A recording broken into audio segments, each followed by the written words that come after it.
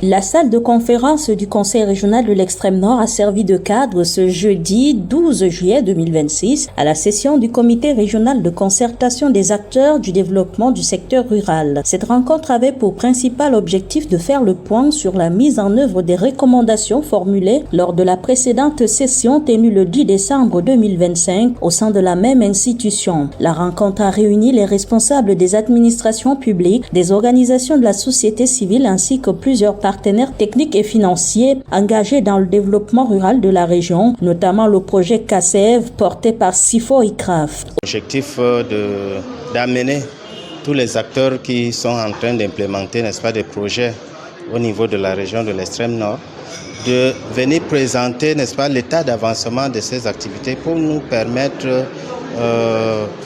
si possible, d'harmoniser des efforts, de conjuguer, n'est-ce pas, nos efforts pour qu'il y ait vraiment un impact plus large sur le terrain.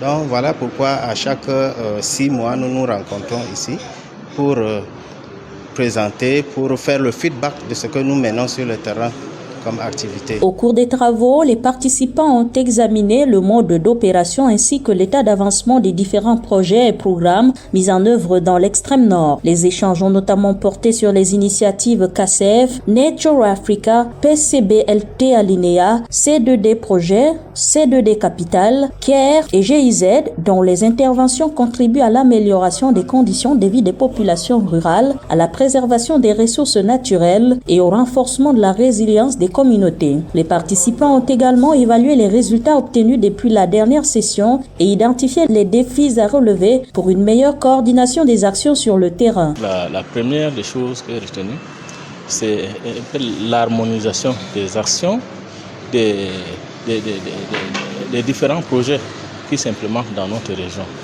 Et la deuxième chose, et cela est ressorti dans les recommandations, il s'agit justement de communiquer suffisamment sur les projets qui s'implémentent dans la région de l'Extrême-Nord afin que beaucoup, et presque la majorité des populations qui sont dans les besoins soient informées et puissent bénéficier des actions de leurs projets.